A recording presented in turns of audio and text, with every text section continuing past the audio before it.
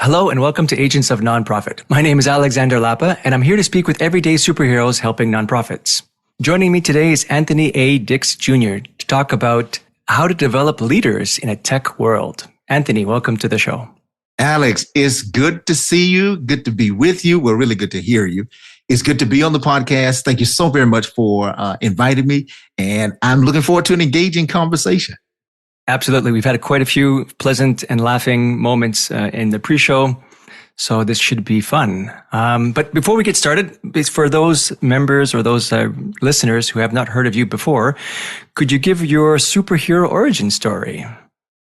Wow. Well, first and foremost, thank you for thinking that I'm a superhero. That's pretty good. My superhero origin story, it kind of starts from not necessarily birth. I'm not like Superman. I didn't come from the planet Krypton or anything like that. But I was born into a house of leaders. My dad is a pastor and a business owner, and my mom is an educator. So I was born into a house of leaders and was often put into leadership contexts and expected to lead. And fortunately for me, my parents, as an educator and an ecclesial leader, church leader, and a business leader, they took great pains to equip me to lead. And so was my first exposure to leadership. That's how it all got started, from doing speeches on stages in the 8th grade, from memorizing the I Have a Dream speech and having to recite it from memory at church like that. I've always been in leadership positions, and that's kind of how it started. And if you were to ask me, and I know you didn't, but you asked my superhero backstory, where you can't be a superhero without superpowers. So my superpower would be equipping leaders, really, because that's how I was raised. I was equipped to lead, and I feel like I have a responsibility to pay it forward and equip others to do the same. Awesome. And that was actually my next question is, why leaders? What was it about leaders that you wanted to help and guide and focus your attention on in terms of your career? Well, I believe that leadership is fundamentally a responsibility given to other people and by others, I mean, it's given to a person. Like, leadership is not something that you are necessarily born with the responsibility to lead. It's given to others to protect and promote the flourishing of others. So leadership is a responsibility that I have to protect and promote the flourishing of others. And so often leaders have to lead people who evolve, but don't always evolve in their leadership. And so my career has been based on helping leaders evolve as leaders intentionally, just as intentionally as they are with product development, donor development, just as intentionally as they are with program development. They need to be intentional about developing themselves as leaders, not just professionally to do a good job, but to bring the best out of people, to promote and protect their flourishing. Because I truly believe that leaders don't grow by accident. They must be engineered, because we engineer our organizations, we engineer our programs, we engineer tech, but we don't do a good job at engineering our leadership. And so that's kind of the impetus behind why I do what I do. I just think leaders are the most interesting people in the world. I love them, and I'd love to see them flourish. I see some parallels between this and almost any other skill. Like, you can be let's take the pianist, for example, totally off topic, but the idea is certain people are genetically born with certain dispositions to be an excellent pianist, and they might have that ability to excel quicker than everyone else does, but everyone can learn to play the piano. You might not be Mozart, but you will have a certain level, and you kind of have to go through that process and train yourself to become a decent, at least, pianist. So it sounds like leaders are in the same way. It's a skill that you can learn. Maybe some other people might have a stronger character or be more charismatic to help them guide in that process, but it's something that everyone can learn. Would you agree with that assessment?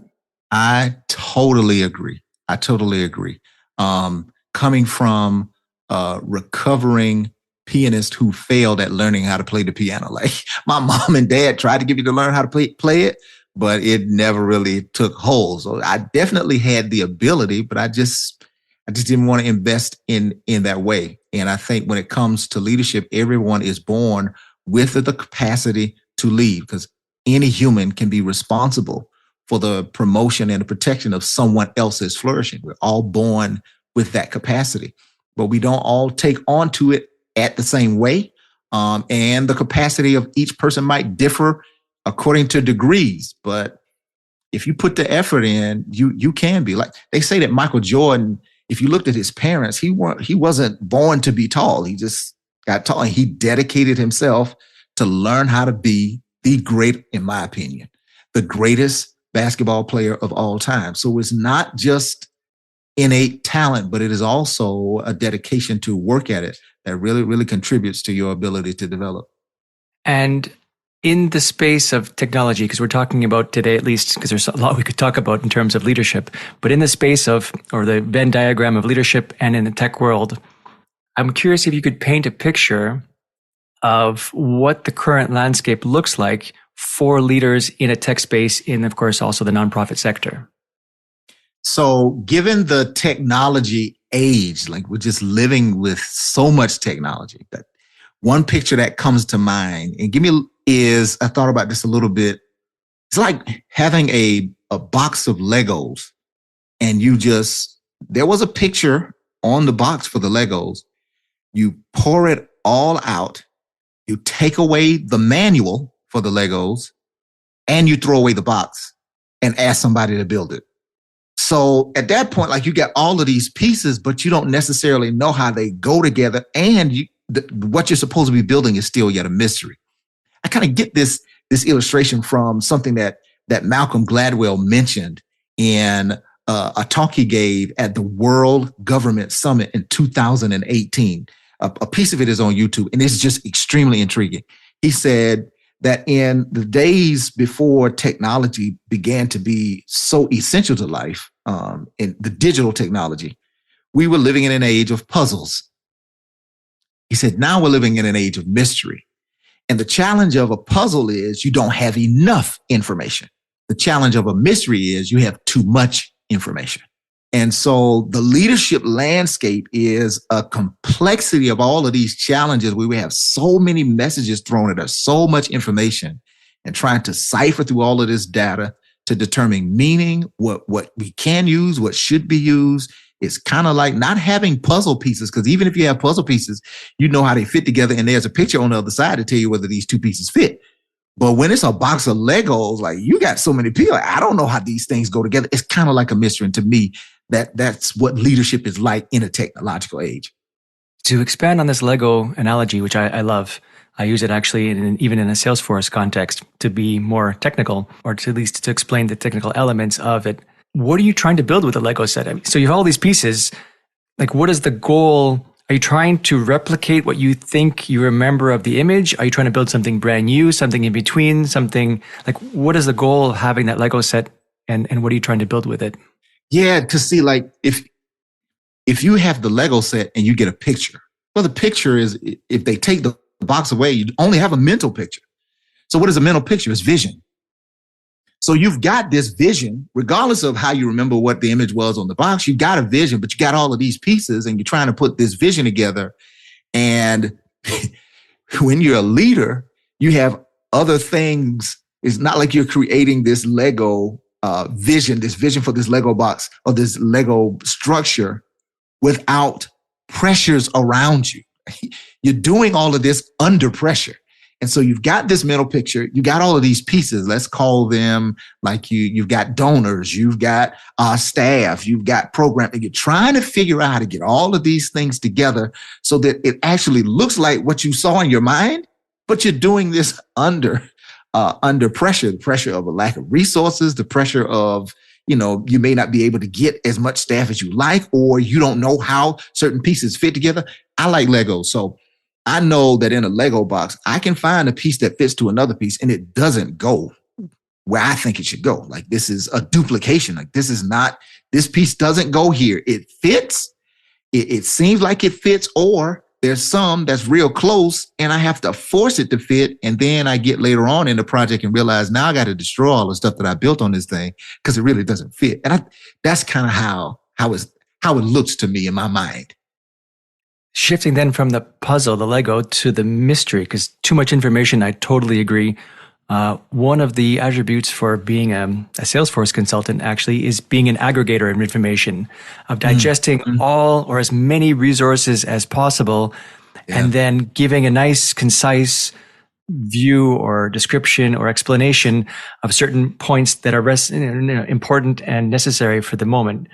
It sounds like leaders have to do the same kind of process, but what would be their feed? Like what sources of information would a typical leader try to aim towards to be able to start that funnel process to digest and then consolidate? So leaders are processing a ton of information. I think leaders are almost like quarterbacks. Like you on the field as quarterback is, they got to know the offense, each position on offense. They know the defense, and they're doing this amongst the crowd, and they're being screamed at from the sidelines like that. That's kind of how leadership is. And determining this is how the mystery kind of evolves. Like with a Lego set, the Lego pieces don't have behavior. They're just there. But in a game, you've got, as a quarterback, you've got these other beings with behaviors. And so leaders have to learn people, their behaviors, their personalities, their predilections, their proclivities, their idiosyncrasies, so to speak. And there's data to collect for that. Like you got DISC assessments, you've got Enneagrams, you got a whole host of other things. And people are bringing those things to work. But you've also got to understand the organization's culture and the organizational culture that you inherited, the one that you are developing, and the one you plan to leave to the leader that comes behind you. And so you're analyzing not only behavioral metrics, but organizational metrics, KPIs, and other things to manage an organization's viability, their mission. And you have to develop, and I think this is one of the more important things for leaders, a robust filter, right? You need a robust filter. One way to filter this information, quite practically, is with a dashboard. I'm no engineer, so I didn't make the dashboard in my car. Another engineer made that. There's someone who made all of the intricacies of the computing and the computation of data that goes into oil pressure and tire pressure to give me the warning lights and all the rest of that stuff. Another electrical engineer that did that. It's my responsibility as a driver of the car not to be the engineer, but to be able to read the dashboard. And leaders have to have people on their team who can give them that type of data in such a way that they present it through a dashboard so they can maintain their ability to drive and make adjustments and things of that nature. And I know I'm giving a lot of different analogies, but I think that helps to paint a picture so people kind of get it, so that they understand that leadership is not alien. Like you're doing it just like you're driving a car. It's just that we have different tools to help us do what we do. I love the analogies. Let's not slow down. If you want to throw in some Marvel references in there, happy to do it. Oh, cool. That's good. That's good. My man. I like Marvel too. Yeah, dashboard. I agree. Especially it helps them. That's a really good analogy, actually, because it's often that leaders do get access to dashboards. They don't need to know the individual mechanisms, what they're doing. They just need to know a summary view of what's happening and then be able to communicate that outward and then make decisions and predictions from that. So, but it kind of conflicts with the idea of getting access to a lot of information and then digesting it themselves versus other people consolidating the data, presenting it to a leader, and then the leader makes choices. So where would you see the responsibility lie? Are they really the ones that just take the dashboard and then decide what to do next? Or should they have access to the source information to decide what should be on that dashboard? Okay, so I'll give you this example. One day, and this I don't want to give slight to any brand, but one day I had the opportunity to drive like a brand new Escalade. Okay, brand new Escalade. Now, I've been driving since I was 15 years old, so I came up with a different type of dashboard. Like the technology that goes into the cars now just didn't have that. So I get in there, and some driving decisions that I was making, the default settings on the Escalade, it didn't like it. Like it didn't like me, maybe veering a little too far to the right, or it couldn't tell what adjustments needed to be made real time in driving. So my seat was buzzing, Alex. It was doing I was getting kind of warning lights. And I'm like, I don't need these. I don't drive like these. So the engineer decided what they thought would be important to the driver. but the driver still has to say, you know what, that's not necessarily important to me. That's too much information. I need to cut that off. And so leaders, when they're getting these reports, the reports are coming from people who say, well, I think you should know this. But the leader still has to exercise their judgment, even in a mystery, to say that's a piece of information that I don't necessarily need to know for this problem in this context. I hope that makes sense. Yeah, I love it. Makes total sense to me. So changing gears slightly, I'm curious to know, we talked about puzzles in the past, not enough information, moving toward mystery, which is too much information. What about the flip side of that? Are there any things that were easier in the past that are harder today, or more complex, or more challenging, or something in the negative space?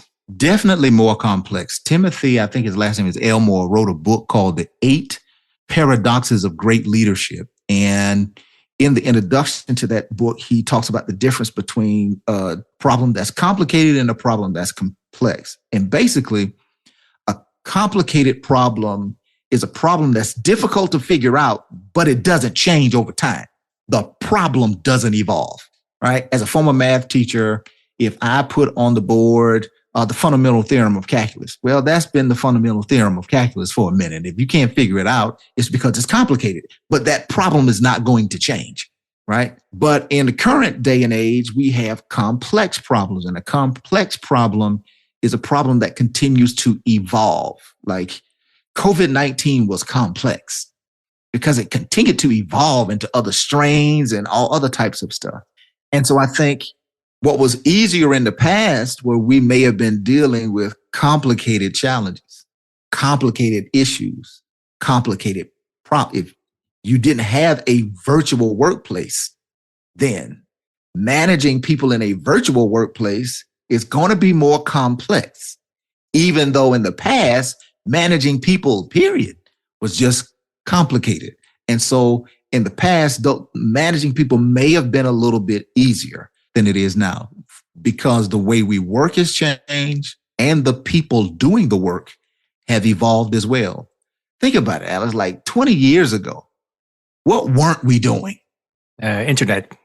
Right. Like I was thinking about this. I was telling somebody the other day that we are closer and closer to living in an age where there are more people on the planet who know what it's like to live with the internet than were born without it. And so that is going to present some unique nuances as to how we lead people. And I think one of the things that is harder is authentic connection. That might be a little bit harder now in the workplace, authentic connection. One of the things that is easier in this day and age is disruption, because something that happened in another all the way across the world affected the entire globe in less than a quarter and had us changing the way we work, changing the way we shop.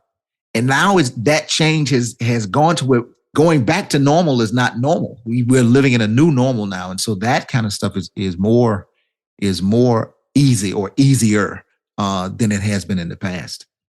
Managing people remotely, that's interesting, because that's a topic that's near and dear to my heart, being a digital nomad.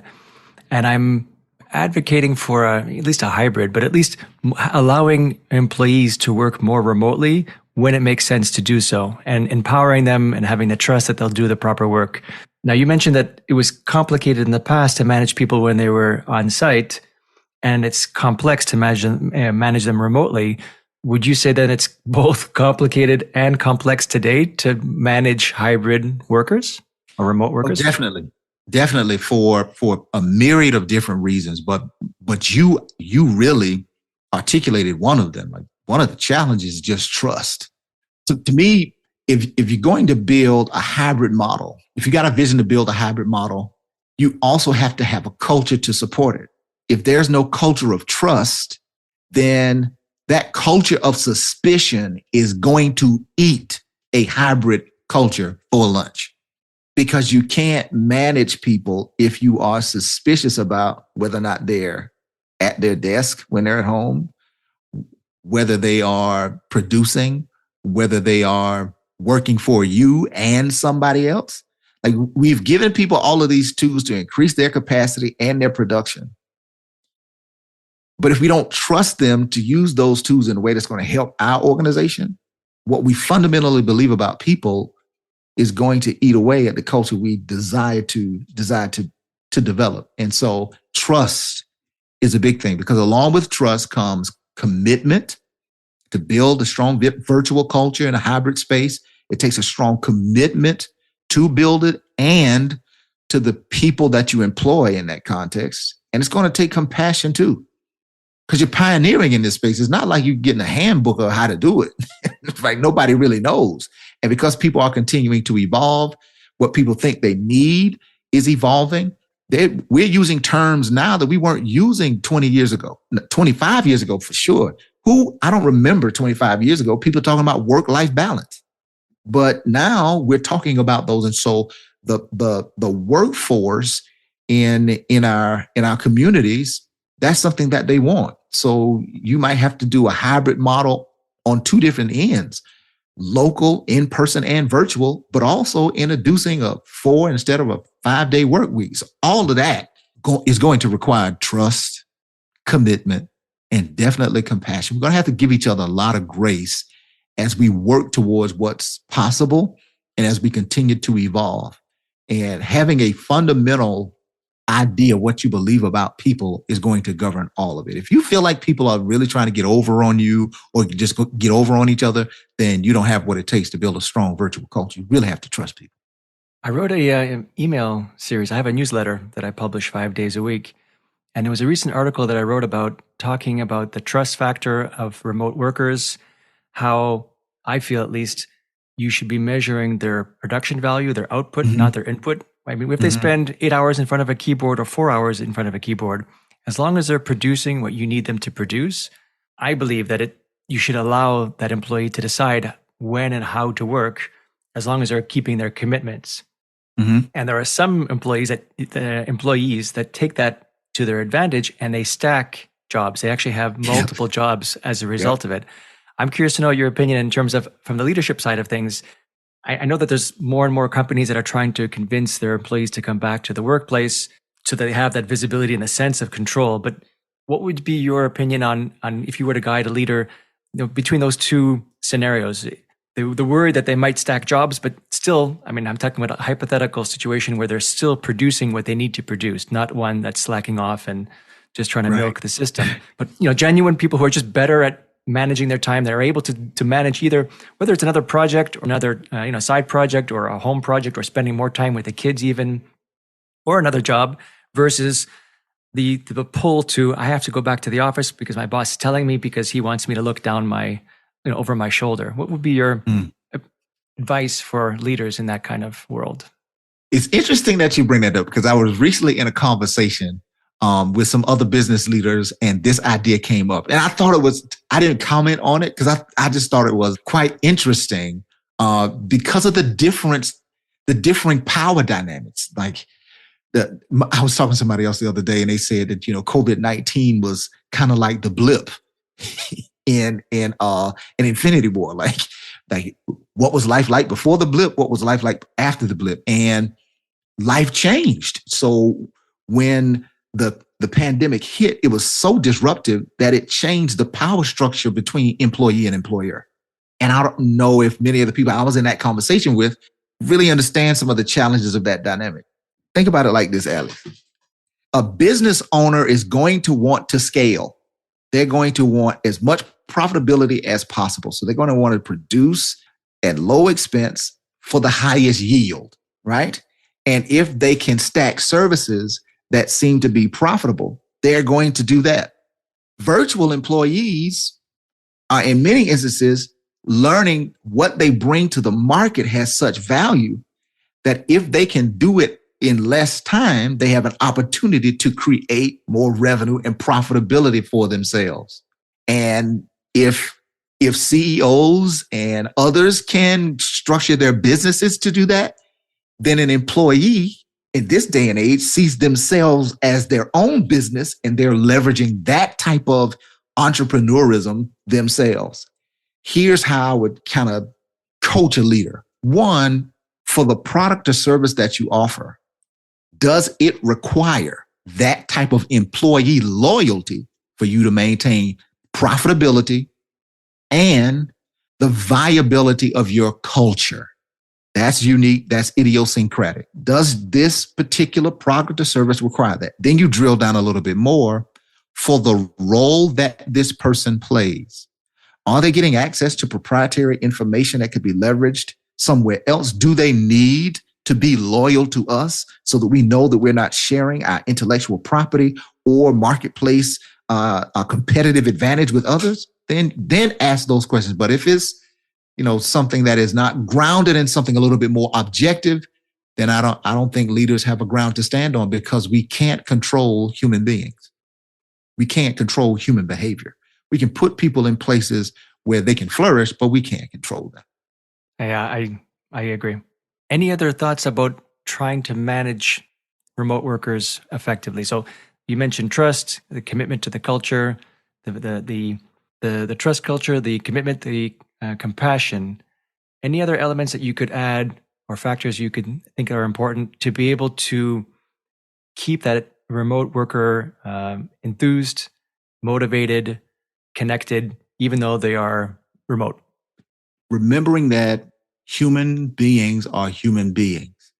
They're going to bring something to the table at work that is beyond their ability to produce. And we as organizations, businesses, can offer something more than just money as an exchange for their productivity. Human beings need community. And the business that learns how to scratch the itch of the human soul for community at work will never have to worry about talent. And so if we can find ways and become culturally innovative in our local organization as to how is it that we can provide community for our virtual team, we're winning. We're winning, because there are not too many platforms that we have available at our disposal right now that are digital, and as good as they are at being digital, are also as good at creating community. That is going to take something a little bit extra. And that's what leaders do. Leaders give a little bit extra. And so if we can find ways to create community virtually, we will never have to worry about talent, and the world will just be a better place. So how do you build community? At least if you can give one, maybe two examples or ideas, food for thought, just to get one level deeper, because I totally agree. Actually, I was thinking about that word even before you said it, because that is the glue that binds people together. And even as a remote worker, it can be lonely sometimes. I do feel a bit disconnected myself. And this community is something that I used to have when I was working on site.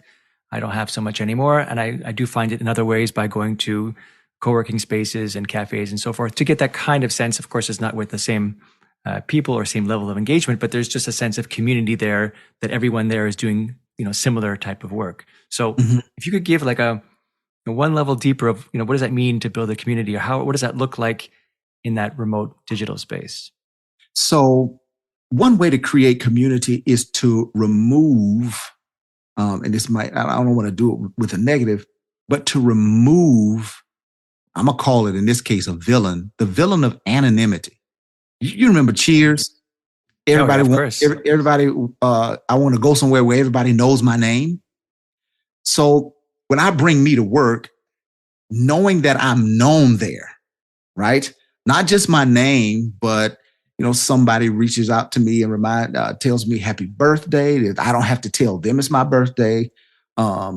Little subtle things that build relationship. You build relationship, and based upon those relationships, you can build community.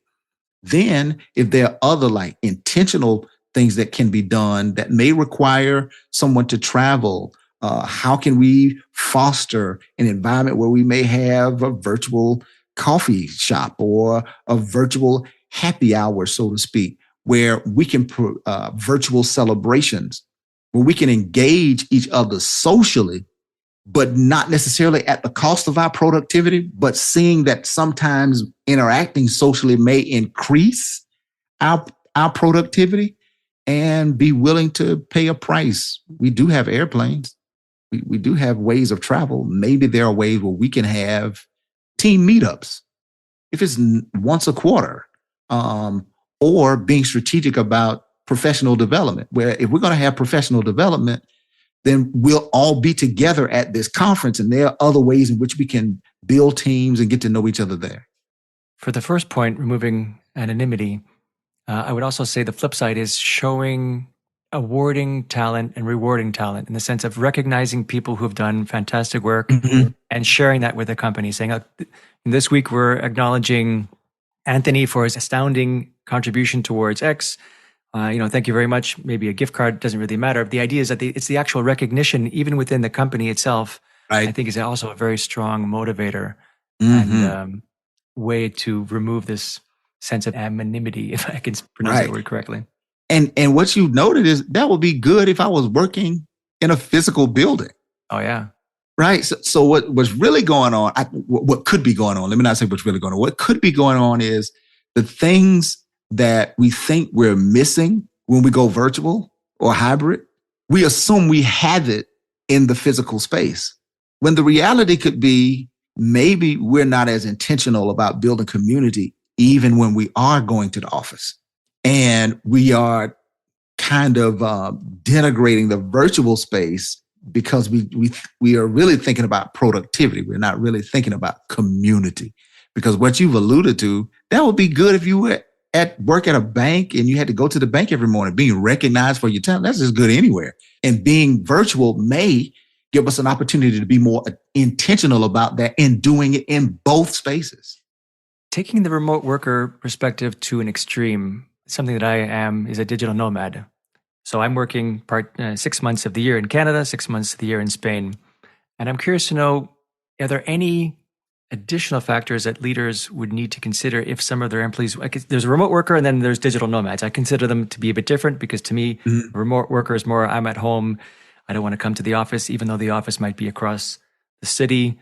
It could be on the other side of the country, but I'm thinking more locally versus a digital nomad, which means I can be anywhere on the planet as long as I'm attending the meetings I need to attend to and gain productivity. Do you see any differences in leadership styles or leadership, I guess, in anything we've mentioned in the conversation so far that would be different for a digital nomad versus a remote employee or a hybrid employee?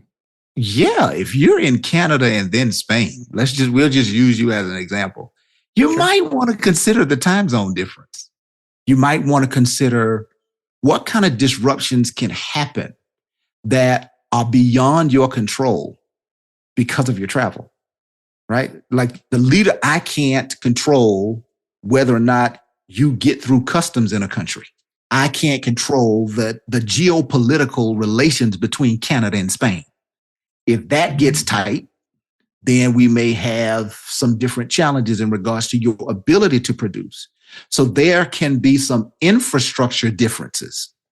What's the broadband in both of these countries? You could travel to a remote country that doesn't have as stable an internet, those things. And then we have to take you into the employee into account as to whether or not their level of production is worth all of the cost of these possible disruptions.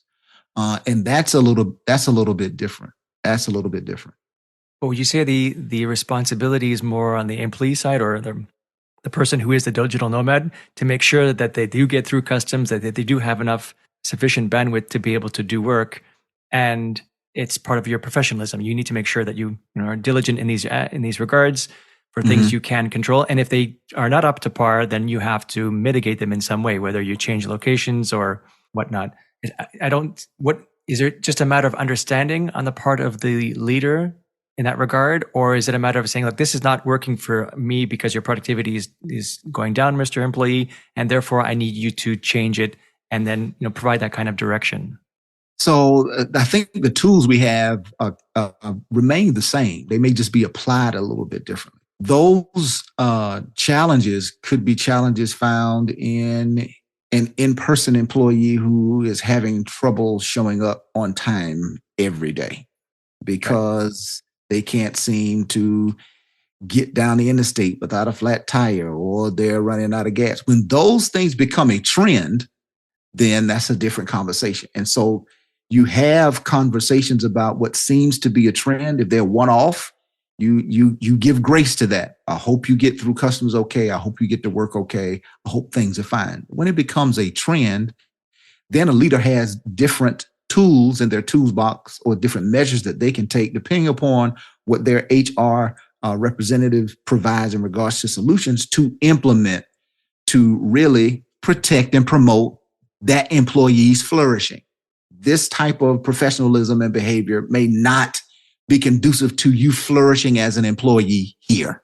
And then I also have a responsibility to protect and promote the flourishing of the organization. So it's the same tools, but it really just requires the disposition of the leader to be a good disposition for a leader, to think what's best of the employee and want what's best for the employee. Shifting gears toward the last bit of our conversation, I'm always curious to know, because of the rise of AI, especially recently with ChatGPT, how has AI impacted the leadership in a tech world for nonprofits? Is it a significant impact? Is it it's coming and therefore we should get ready for it? Is it already here? Because it can be overwhelming. There's a lot that's going on. I had a guest on a few weeks ago talking about AI and responsible AI for nonprofits. Like every week, right, there are dozens of new types of AI that are appearing, maybe more. So it's hard to keep track of everything, but I'm just curious to know, in the context of a leadership scenario, what should a leader pay attention to or disregard when it comes to AI? Well, that's an excellent question. You talked about systems of reward and recognition, right? So let's say you got a grant writing team that's leveraging AI to write grants, right? And they've been pretty successful at it. Who gets credit for that? Well, I would still say it's because I just jump in and answer your question. I see it as the person is still doing the work. They're using different tools and they're using more advanced tools, but in this context, the AI is just another type of tool. It's like almost like an autocomplete on steroids. Mm-hmm. So let's, as you said, take it to the extremes. Let's amateurize the success over a course of a decade, right? And they've had success with this particular AI tool in getting grants. And now those grants for that organization may become something that after a period of time seems to be automatic. Then an update comes to the AI, and the update to the AI significantly hampers the success of future grants being granted to this organization. Who takes the fall for that? Who are we going to hold accountable? When it comes to success, I think we'll be fine. But when it comes to who do we hold accountable for outcomes, I think that's really where it gets to be a little bit challenging. Not in the short term, but maybe in the long term, if we learn to lean heavily on those technological devices. I give you an example. You say you like Marvel, I like Marvel too. So you remember Age of Ultron, Iron Man, brilliant. Bruce Banner, brilliant. They come up with this, they crack the Mind Stone and find that there's some artificial intelligence in there, right? And they try to leverage this artificial intelligence to do what? Build armor around the world. So while they're building armor around the world, it goes wrong. They couldn't account for it. Something happened. And Ultron was AI gone wrong. And you remember this conversation in Iron Man's house about whose fault it was. And Bruce Banner is definitely obfuscating. He's like, well, I helped, but it wasn't me. So when it goes wrong, it's nobody's problem. And then this is the thing that got me, Alex. This is the thing that really, really got me. Ultron becomes a problem. And the solution to Ultron was another AI with Jarvis's voice, but they called him Vision. So in the overall narrative, Vision's character is a reaction to a problem that AI created. And what if we're moving towards a day where a lot of people are going to have vision to correct a problem that was created by artificial intelligence?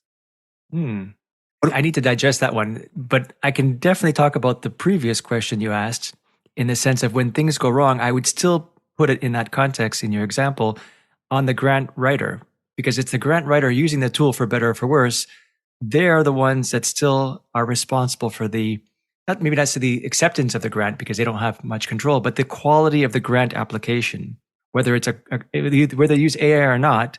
If they write a good proposal or a bad proposal with or without AI, they're responsible for their work. The AI is just helping them achieve something and it might help them more or less in that regard.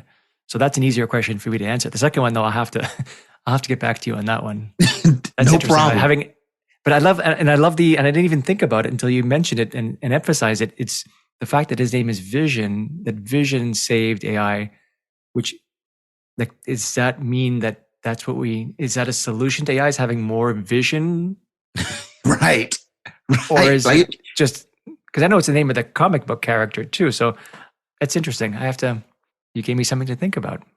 Yeah, the AI conversation can lead to a lot of possibilities. And even in the case that we're talking about with the grant writer, is not does the leader hold the grant writer responsible, but who does the grant writer hold responsible? Well, themselves, hopefully. That's what we think, but humans evolve. Humans are complicated and complex. And so if a dependence on certain technology goes wrong or is developed and then that technology goes wrong, to whom will the person using the tool hold accountable? You're saying basically the dog ate my homework. I mean, this is the classic excuse. Yep. And in our moral construct, we laugh at that possibility. But as the world continues to advance, there may be opportunities where people blame the robots and not themselves. That we don't hold ourselves responsible like we used to. Okay. Yep. Immediately, it may not seem that way, but as I'm just talking about the possibility, as we move forward, it may not be the same way. I get what you're saying. I'm trying to think of another example. I was thinking like electricity. If there's no electricity, we can't work. Versus in the past, we could. There's something there, but I'll thank you for sharing that. I'll have to mull that one over a bit further. Other things about the future. So besides AI, anything you can see coming, trends happening in terms of leadership in a tech world, anything that you see in the horizon or would like to see in the horizon, let's say in the near future, say 3 to 5 years-ish? 3 to 5 years. Wow. That's the very far? near future. Yeah, that's the very near future. And in the very near future, there's a lot of gray space. There are a lot of what ifs. And so continuing to manage what is proving to be some of the dilemmas of the 21st century, loneliness and anxiety, because nothing is like, we're talking about AI when it's not necessarily in the beginning stages, but it's not as pervasive and as accessible as it will be in the future. And so there's still a lot of what ifs about it. Kind of like we were asking as kids watching the Jetsons, what is it going to be? What if cars can fly? Like, and then thinking about it, like what happens to the DMV then? And how do you train people to drive? Like, will we be trained to drive at that point or will we all be pilots? So all of those what if questions can be asked. And those what if questions are not being asked in private spaces alone. Those questions are being asked in public spaces because we've got access to so much information via social media and the World Wide Web. So how do we prepare ourselves to alleviate those anxieties and to alleviate the requisite loneliness that people may feel on the planet? And I think those two things are really going to influence leadership in the future. That not just providing a context for people to be productive, but also providing a context, this is happening now, for people to live their quote unquote best life, to find meaning in their work and not just money, and also community. Have you seen the movie Her?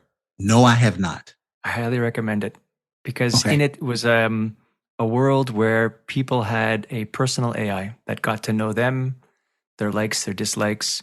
So in addition to asking whatever question you want to ask, it was this individual, I forget the Joaquin Phoenix, had a relationship with his AI. He almost fell in love, or he did fall in love. It's been a while since I've seen it, but he definitely was emotionally intimate with the AI.